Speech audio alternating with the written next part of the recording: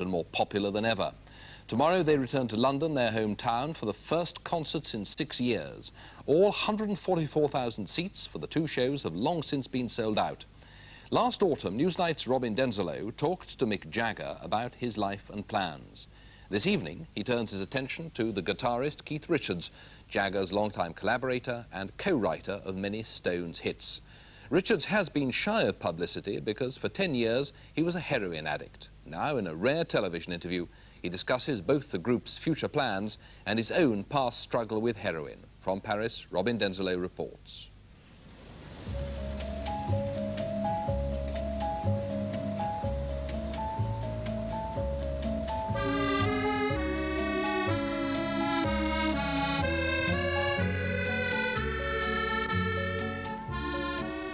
Paris has always loved artists and musicians, from local balladeers to the American jazzmen and blues singers who first came to town in the 30s, escaping the depression or racism back home. The city became the jazz and blues headquarters of Europe. Today, one of the more distinguished rhythm and blues musicians with a bass here, insofar as he has a bass anywhere, is a guitarist who was born in Deptford, South London, 37 years ago. Keith Richards of the Rolling Stones.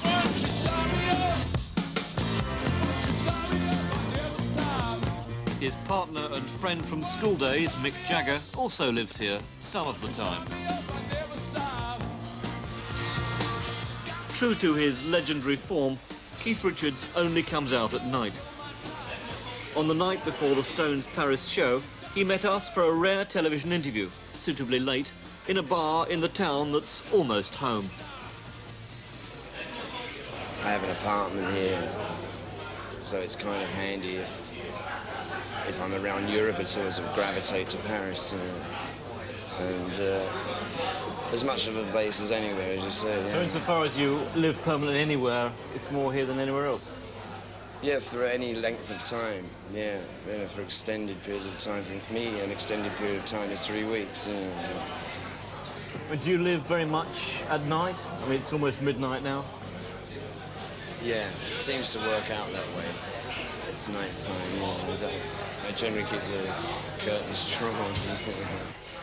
You seem to be the mainstay of rhythm and blues and the blues within the band. Is that a fair way of looking at it? I'd say I'm one of them. Everybody in the band is very well grounded in that area of music. I mean, because that is at one time all we used to play, you know, faithfully. You know, it was almost heresy to play anything else for a long time. You know, it was, after all, the Stones' ambition, as far as it went when it started, was 3 or 4 good club gigs around London, just enough to keep the amplifiers going and keep yourself in guitar strings and play rhythm and blues to English audiences. But up until then, we considered nobody had really done that, you know. And but we couldn't see it getting any bigger than 3 or 4 back rooms of pubs, you know. We certainly weren't in it for the money. You know, we wanted to preach the gospel of rhythm and blues at some idealistic kids, you know. The thing is, in this band, everybody supports happily everybody else, you know. And which is probably one of the main reason that we're still playing together, you know, is that we actually enjoy playing together, you know. And still, it's fun for us. You know, it's like a very well-paid hobby.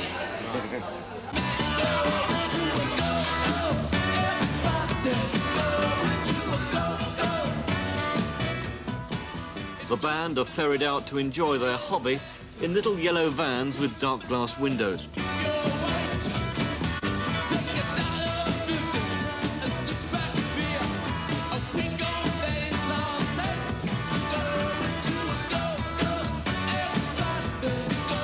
Today they're playing at a racecourse, the Hippodrome d'Auteuil, where their enormous stage has been set up facing the grandstand.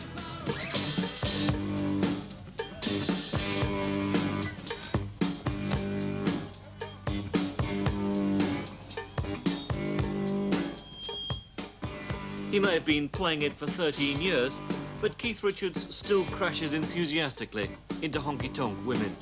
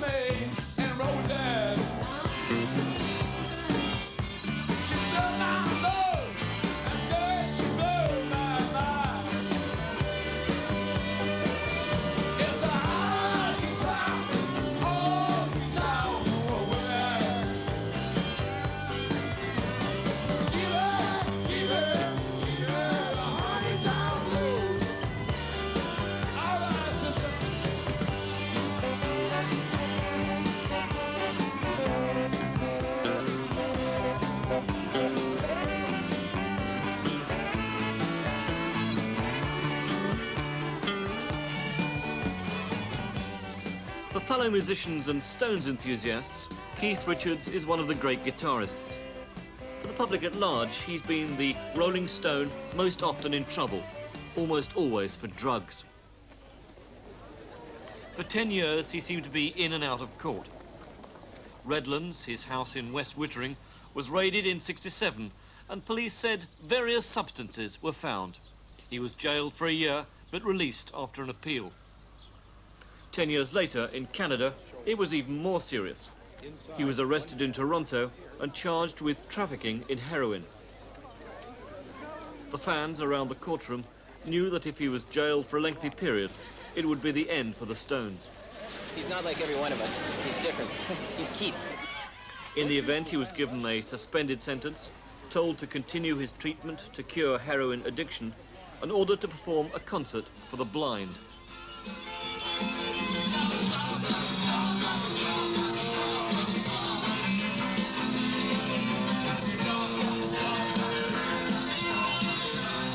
After the Toronto incident, Keith Richards says he gave up heroin. Eventually,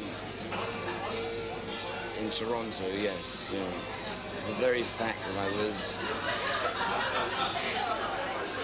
a total junkie for almost 10 years leaves me now realizing that it didn't worry me too much then because of the very nature of heroin. You know, nothing worries you. It's a very gradual thing to get into. It's a very easy thing to take and get into, and very incredibly difficult to get off. The black market, especially in heroin, is very, very dangerous because they're totally unscrupulous and they have nobody to answer to. So you can find yourself taking just one great big dose of strychnine.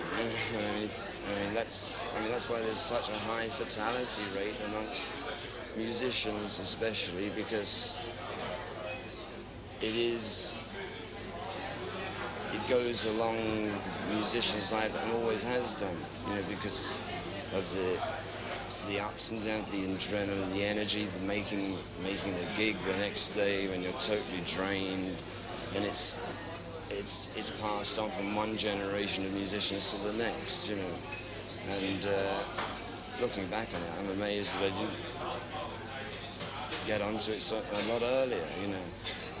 Getting off of it takes so long because by the time it's got you, you don't, as I say, you're not thinking clearly about things. Toronto made me realize that this was it, you know. I mean, this time, if I made a break with it and got out of the court hassle, it would, but another time would be it, and I was jeopardizing the lives and the future of the children, the guys in the band, and not just myself. You know, that made me realize that it wasn't just me. You know, it wasn't just me. It was going to affect everybody that I care about. You know, and so in a way they did me a favor. You know, God bless the Mounties. In the years when you were a junkie, you were presumably in danger sometimes as much from the people you had to deal with. As for the drugs themselves? In the States and a few other hot spots in the world, Marseille at that time, I don't think so much now, but there were a couple of times in New York where these people have incredible setups, works out, you know, look out for the cops and suddenly some paranoid junkie would scream that they're coming, and a couple of times bullets would thud into the wall, and just, forget it. I'll cold turkey. But yeah, New York can be real rough on that. So you'd have to wander out among these guys after a concert or whatever. The next time you take a gun with you, that was it. You know, I carried a piece in those days. How long do you carry a gun for? Until I stopped being a junkie, you know, until I didn't have to deal with that anymore, you know. That's just a vital part of self-preservation, was it? Yeah, because you'd buy the stuff, walk down the stairs, and they'd have their mate waiting downstairs, stick you up and take it back again. You know? So you can't have that, can you? Has your whole approach to life in general changed over the last 5 years? Was it... Well, it's given me more time to live a slightly more normal life and to be interested and to be able to follow through interest in other... I mean, I can now sit down and read a book occasionally. I'll go out and see other acts rather than be stuck in a basement somewhere waiting for the man to come, you know.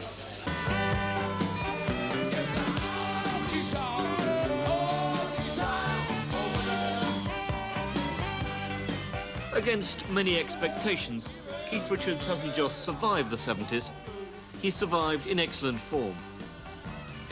On stage, his guitar sparring partner is Ron Wood, another distinguished veteran rock and roll raver, who tends to go around with Richards when they're on the road.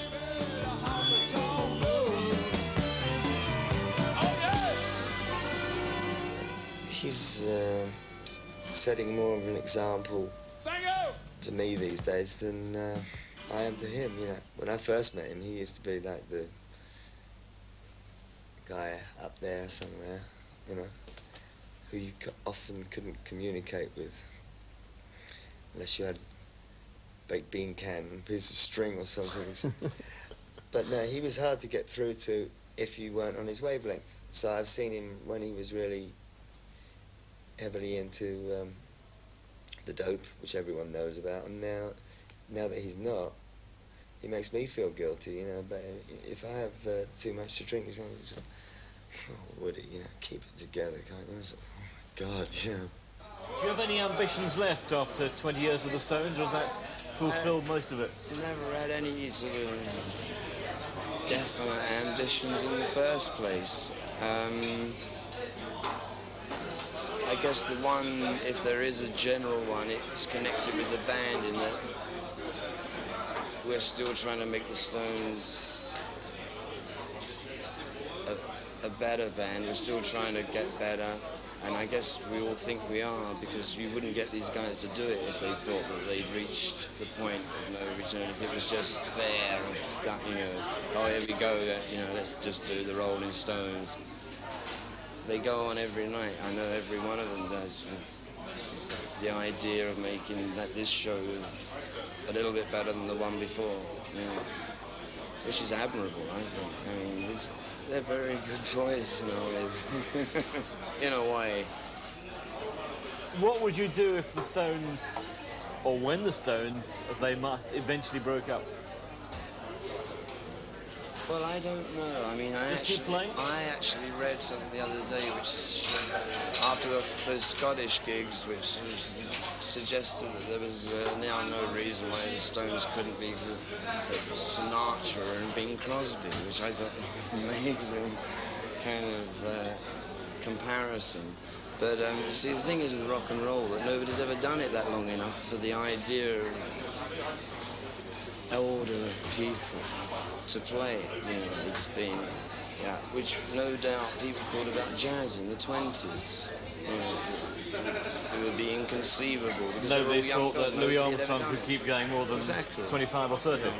But I mean, I play with Muddy Waters, for instance, in Chicago, and he's no young guy anymore, but he's playing as good as ever, you know, and if he can do it, sure I can.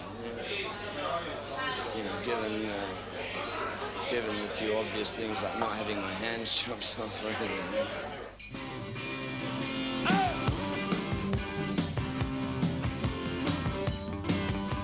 Tomorrow, Keith Richards, Mick Jagger, Ron Wood and the rest are back in London for their first major concert in their real hometown in 6 years.